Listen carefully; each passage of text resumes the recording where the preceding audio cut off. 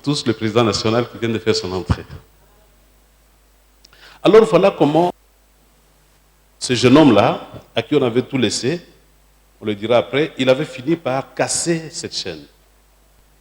L'héritage spirituel, pour sortir de l'héritage matériel. Parce que si on remonte encore du côté de David et Salomon, si vous lisez les tonnes d'or, là où il fallait de l'or, il a laissé de l'or. Là où il fallait de l'argent, il a laissé de l'argent. Et il ne s'est pas arrêté là.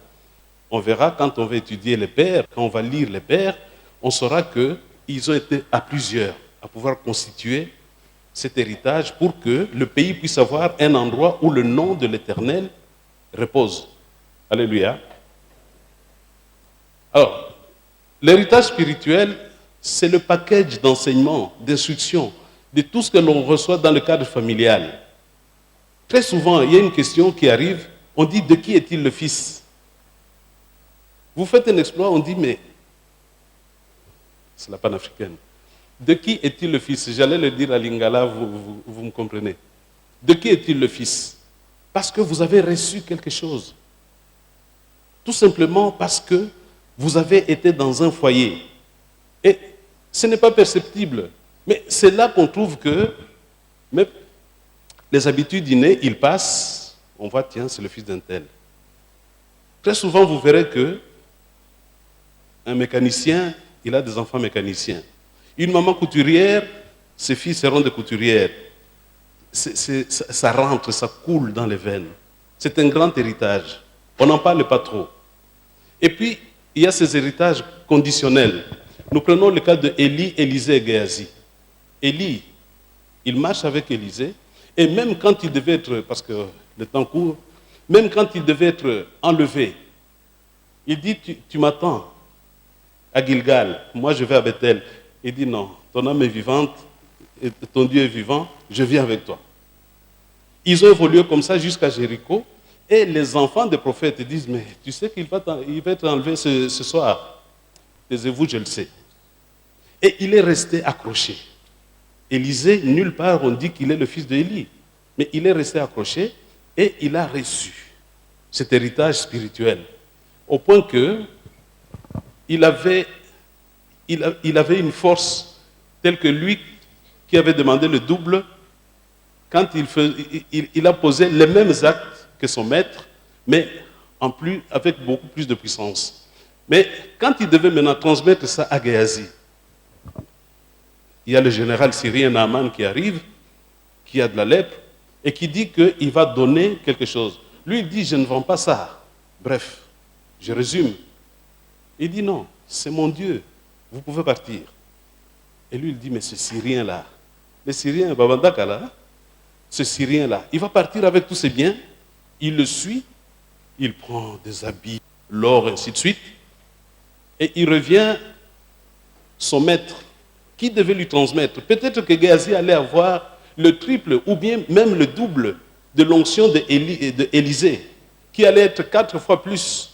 Donc la multiplication de ce qu'avait Élie, et lui, il est venu briser ça pour une question de boulimie, c'est ce que nous avons écrit pour essayer de résumer.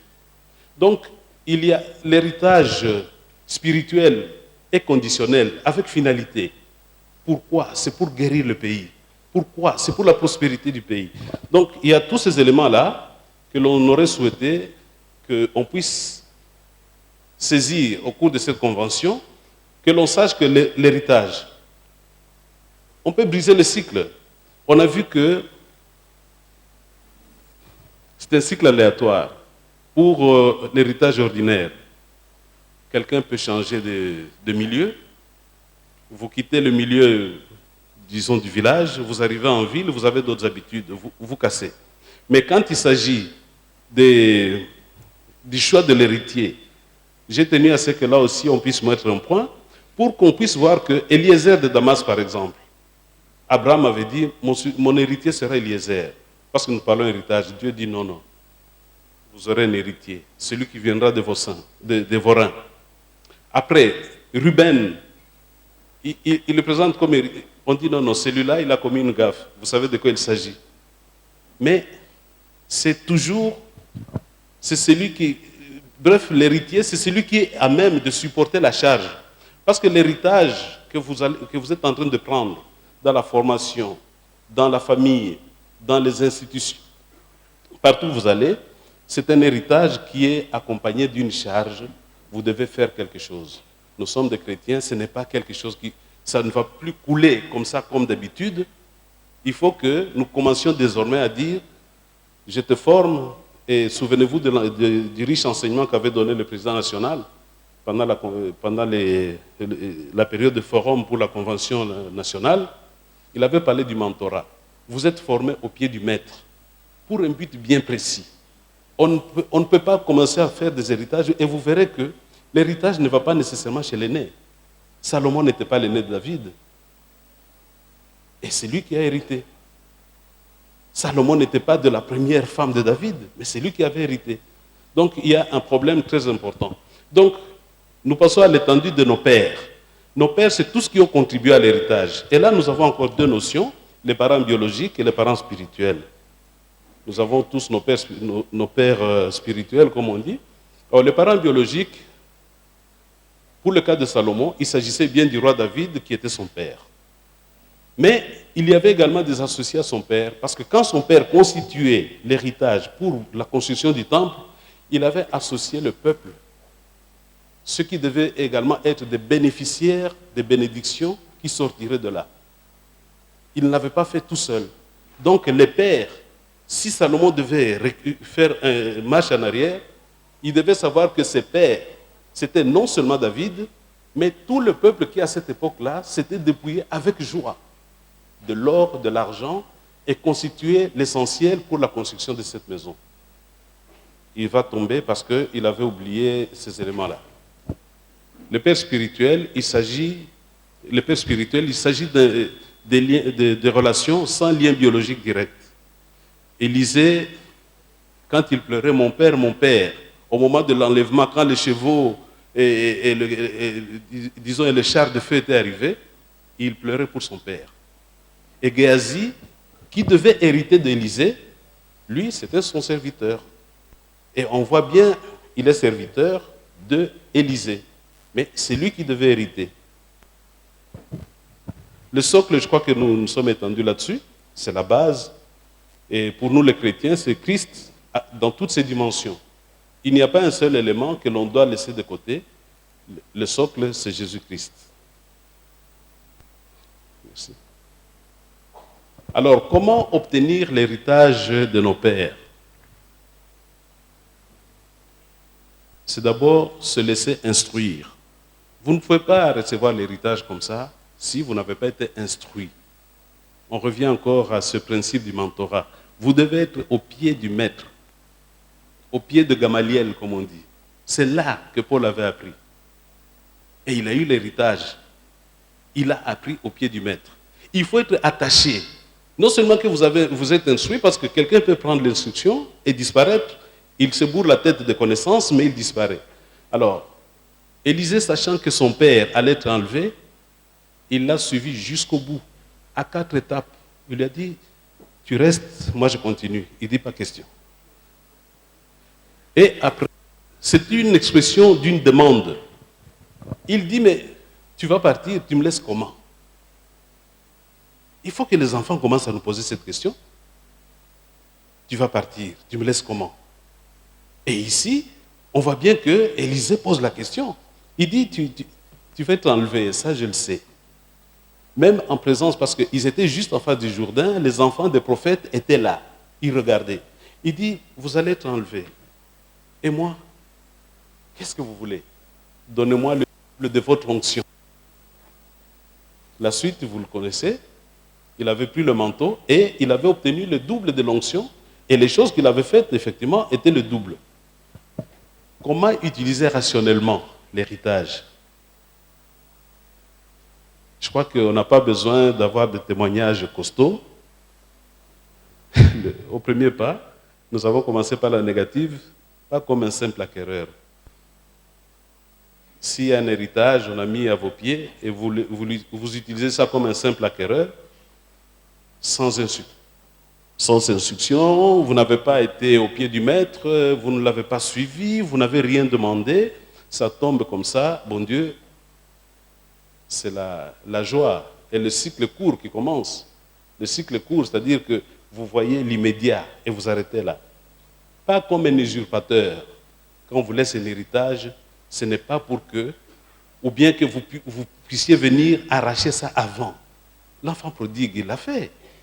Il a dit, donne-moi ma part. Mais le papa était encore fort. C'est pourquoi j'ai commencé en disant, vous avez bien fait de commencer ces assises par un papa. Je suis encore fort. Quelqu'un ne peut pas venir m'arracher en disant, donne-moi mon héritage. Je dis, mais toi tu prends. Moi je sais comment continuer à fructifier en attendant. Mais attendez que je vous cède. Et là, l'usurpateur, c'était l'enfant prodigue. Et vous savez comment il avait fini. Mais vous devez, pour utiliser rationnellement l'héritage, vous devez être un homme investi d'une mission. Élisée était au bout de course, demandant le double de l'onction. Donc il était là, il savait que ce qu'on me donne ici, je vais faire comme il avait fait. D'un côté, il y avait la Sunamite, et de l'autre côté, j'ai remis ça en mémoire, on avait relevé la fille qui était morte d'un côté, et lui aussi, la veuve de Sarepta, qui ne lui avait rien demandé, et puis l'enfant était mort, il l'a relevé. Donc, vous voyez ce parallélisme-là, c'est parce qu'ils étaient ensemble. C'est parce qu'ils savaient que cette puissance vient de quelque part. Parce qu'ils savaient qu'il héritait de quelque chose de très très fort et de très puissant. Voilà pourquoi, chers jeunes, la jeunesse du Full Gospel, en convention panafricaine, nous vous exhortons de continuer à réfléchir sur la façon de gérer, de consommer et de vous comporter à l'avenir dans la gestion de l'héritage, et que Dieu nous bénisse.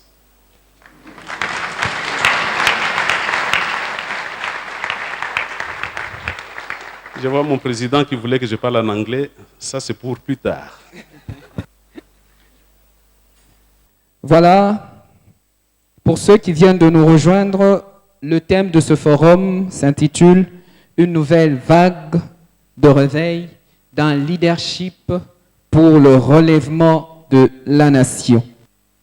Et Papa Toby vient de nous parler de l'héritage. En fait, son sous-thème, c'est « L'héritage de nos pères, socle sur lequel bâtir une nation forte et prospère ». Voilà, nous allons passer au deuxième sous-thème, s'intitule « L'apport du salut des âmes dans le relèvement de la nation ». L'apport du salut des âmes dans le relèvement de la nation, un terme qui sera abordé par notre frère Prince Moubaké. Il est directeur national du Full Gospel. Il est membre du bureau du pôle de Kinshasa. Il est membre de mon chapitre, je disais Jeunesse Gloire, économiste de formation. Il ajoute qu'il est ancien président des étudiants de l'Université protestante du Congo. Il est auteur-écrivain. Actuellement, cadre dans une entreprise de télécommunications dont je tais le nom. Chrétien engagé à Christ depuis 1996. Voilà. Alors qu'il s'avance, on l'encourage.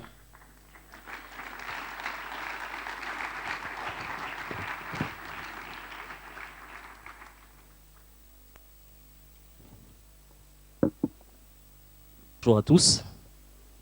C'est pour moi un privilège que de me retrouver ce soir devant nous. Le sujet que nous allons aborder ensemble, je l'ai un tout petit peu réformulé. À la place de parler de l'apport, j'ai plutôt préféré parler de l'impact du salut des âmes sur le relèvement d'une nation. Ce sujet est le résultat de plusieurs réflexions que nous faisons depuis quelques mois, depuis même quelques années, dans le secret avec Dieu, parce que nous avons un fardeau pour l'Église, nous avons un fardeau pour cette nation. En me présentant, on l'a dit, j'ai fini à l'UPC et il y a une phrase que j'ai retenue une des nombreuses phrases que j'ai retenues de mon université, c'est qu'elle se donne l'objectif de former des hommes et des femmes utiles à la nation et utiles à l'Église. Et je me suis donné comme objectif d'être cette personne. Une personne utile à la nation et une personne utile à l'Église. Donc ce soir, nous allons réfléchir ensemble sur l'impact du salut des âmes sur le relèvement d'une nation. D'entrée de jeu, nous allons voir qu'il y a un constat. Si nous observons ce qui se passe dans notre environnement, que ce soit en RDC ou ailleurs, il y a un constat, c'est que des personnes dans notre nation vivant sous le seuil de pauvreté, c'est-à-dire moins d'$1 par jour, sont estimées à 80% en 2001, à 70% en 2005. Soit dit en passant, sur une base de 70 millions d'habitants, 80% représentent près de 56 millions. 56 millions de personnes vivant avec moins d'$1. Et toujours sur une base de 70 millions d'habitants, 70% représentent à peu près 49%. Le climat des affaires au sein de notre pays est l'un des plus dégradés dans le monde. 177e sur 178 en 2010, selon le rapport de la Banque mondiale dénommé Doing Business. Le taux d'analphabétisation, je précise, en 2004, était très élevé et il n'a pas tellement changé depuis. 33,2%, et ce taux atteint même les 43% chez les femmes sur une population dont 60% a moins de 20 ans, selon Wikipédia. C'est un site de recherche. Cela déjà nous donne matière à réflexion. C'est le constat dans lequel nous évoluons. La qualité et l'accès aux services de santé est médiocre, avec une mortalité infantile de 11,2% et l'espérance de vie en 2011 dans notre pays était estimée à 48 ans, contre 55 ans en Afrique. Et dans la plupart des pays occidentaux, ils nagent aux alentours de 65 et de 70 ans. Vous imaginez, donc, entre celui qui vit aux États-Unis et celui qui vit en RDC, il y a plus ou moins un écart de 22 ans. C'est pratiquement un enfant qui est né et qui est sorti de l'université. Que des manques à gagner, que des choses que nous perdons parce que nous sommes fauchés alors qu'il y a encore de l'espoir. La règle de droit, là c'est pour ceux qui restent finalement vivants, parce qu'une chose est de rester vivant jusqu'à 48 ans, mais même pour ceux qui sont vivants, la qualité de la vie ne suit pas. La règle de droit cède la place au plus fort et à la corruption. Le pays est l'un des 5 pays les plus corrompus du monde. L'inégalité croissante entre les riches et les pauvres est une expérience quotidienne, accentuée par des enrichissements illicites. Pas plus tard qu'il y a quelques semaines, j'ai appris, peut-être comme vous, par la voie des médias, que plus ou moins 79 millions de dollars venaient d'être épargnés par la paye des enseignants à travers la voie bancaire. Donc ça veut dire que chaque mois, lorsqu'on payait les enseignants, 79 millions se dispersaient entre les mains de quelques personnes. Et ça, ce n'est que le domaine des enseignants, sans compter ce qu'on pourra découvrir après qu'on ait commencé à payer les militaires et consorts. Pendant ce temps, malheureusement, ou heureusement, les églises et avec elles les chrétiens, le nombre de chrétiens continue à s'accroître. En même temps, nous avons depuis plusieurs années cette situation qui se dégrade à travers les chiffres que je viens de présenter ici.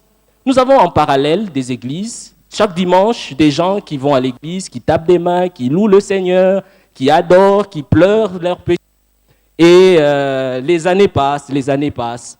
Bien-aimés, mes chers frères et sœurs, il y a de quoi se poser des questions. Vous êtes avec moi? Je vais vous entendre, vous êtes avec moi? C'est donc là le constat. Et c'est ce constat qui motive même cette réflexion que nous allons partager. Nous nous disons qu'une chose est d'avoir davantage de chrétiens. Du reste, le full gospel dans lequel nous évoluons est une structure qui se donne comme mission de gagner des âmes. Une chose est de gagner des âmes, une autre est de se poser la question, quel est l'impact de ces personnes que nous gagnons? Quel est l'impact de ces églises? Quel est l'impact de ces chrétiens sur le relèvement de la nation? Cela est encore plus expressif lorsque nous regardons la représentativité des confessions religieuses au sein de notre pays. Vous le voyez, nous avons 95,6% de chrétiens. Wikipédia, encore une fois comme source de recherche. Reparti, comme vous le voyez, 28% de catholiques, 29% de protestants, 4% de kimbanguistes, et les autres chrétiens, donc les réveils et j'en passe, 33,7. L'islam, 1,5. Les animistes, 0,7. Et autres, je préfère ne pas commenter, c'est 2,2%. Alors, nous sommes dans un pays où nous avons 95% de chrétiens, mais un pays qui a le constat que je venais de vous présenter.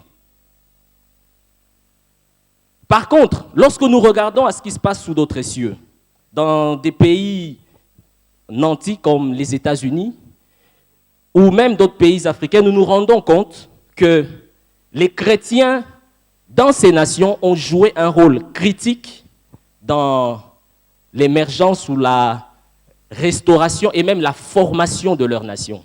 Je donne là pour exemple l'apport des chrétiens américains dans les temps critiques de l'histoire américaine, par exemple sous la présidence de George Washington en 1795, Abraham Lincoln en 1863. Je vais ici rapidement vous lire un extrait d'une proclamation d'humiliation et de jeûne national aux États-Unis. Une proclamation signée en 1863 par le président Abraham Lincoln. Je lis rapidement.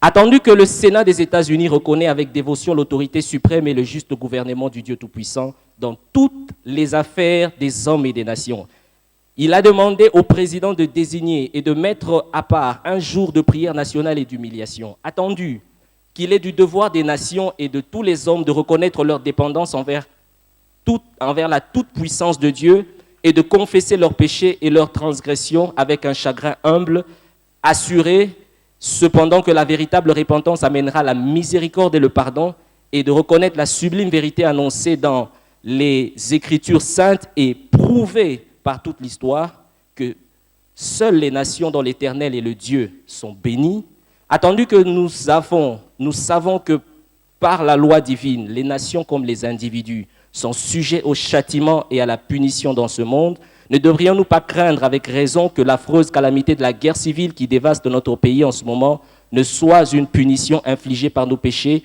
de présomption afin de provoquer une réforme nécessaire pour le peuple tout entier? Nous sommes là dans un contexte de guerre civile en 1863 et le président Lincoln, sous l'influence des chrétiens de l'époque, lève l'option de décréter une série de journées de jeûne, d'humiliation et de prière. Et c'est à la suite de cette décision qu'il va publier ce décret dont je suis en train de vous lire l'extrait.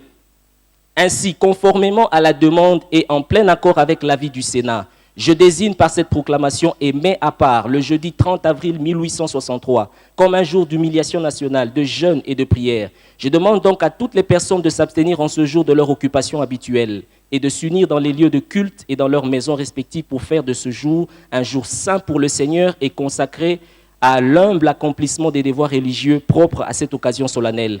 Tout cela accompli dans la sincérité et la vérité, appuyons-nous humblement sur l'espérance que nous donnent les divines Écritures que le cri de la nation sera entendu en haut et qu'il sera répondu par des bénédictions, non seulement par le pardon des péchés de la nation, mais également par le retour à l'unité et à la paix, comme dans le passé par notre pays divisé et souffrant. En témoignage de cela, j'ai désigné de ma main et apposé le sceau des États-Unis, fait à Washington ce 30 mars de l'an de grâce 1863, de la 87e année de l'indépendance des États-Unis, Abraham Lincoln, président. Cela veut dire simplement ceci, c'est qu'il y a eu des moments dans cette formation de la nation américaine, des temps où des chrétiens se sont levés et ont influencé la destinée de leur nation à travers leurs dirigeants. Et cela ne s'est pas seulement passé aux États-Unis. Une autre expérience à travers mes recherches m'a permis de me rendre compte que même au Kenya, par exemple, l'apport des chrétiens a été salutaire pour l'instauration de la paix en 1960. Cela, nous pouvons le voir à travers plusieurs récits, si vous êtes des chercheurs. Je vais ici, juste en 1 minute, nous faire part d'un récit que j'ai trouvé dans un livre écrit par Derek Prince, intitulé « Comment façonner l'histoire par la prière et les jeunes ». Derek raconte ceci. Il est dans les années 1960. Le Kenya vient de sortir d'une guerre civile déjà, imprimée par les Mau, si j'ai bien prononcé le mot. Nous sommes là en début des années 60. Et déjà cette année, les Kenyans sont conscients que le Congo belge, à l'ouest de leur pays, a obtenu son indépendance sans préparation adéquate. Les différents groupes africains du Congo ont été incapables de gouverner eux-mêmes et ont rapidement été plongés et entraînés dans une série de guerres civiles sans fin. C'est Derek qui raconte dans son ouvrage. Et ils vont convoquer une réunion, une rencontre interconfessionnelle, les chrétiens, pour prier afin que la paix soit, parce qu'ils étaient eux aussi en train de se préparer à obtenir leur indépendance. Pendant qu'ils priaient, l'un des Kenyans va avoir une vision. Je vous lis rapidement la vision. Il s'appelle Mamboleo et il interprétait Derek Prince ce jour-là. Ce monsieur va raconter, il dit « J'ai vu un cheval rouge venant vers le Kenya de l'Est », a-t-il raconté. Il était très féroce et un homme très noir le chevauchait. Derrière lui, il y avait d'autres chevaux, également rouges et féroces. Alors que nous étions en train de prier, j'ai vu tous les chevaux faire demi-tour et repartir vers le nord. Wilson s'est arrêté un instant puis a continué. J'ai demandé à Dieu de me dire la signification de ce que j'avais vu et voici ce qu'il m'a dit. Seule la puissance surnaturelle de la prière de mon peuple peut détourner le trouble qui vient sur le Kenya. Alléluia.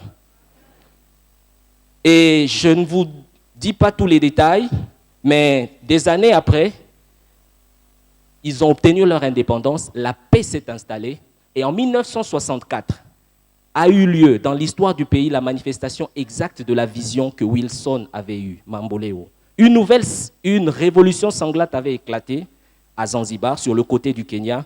Elle était fomentée par un Ougandais entraîné aux méthodes révolutionnaires de Castro à Cuba. La révolution avait réussi à renverser déjà plusieurs responsables dans des nations voisines.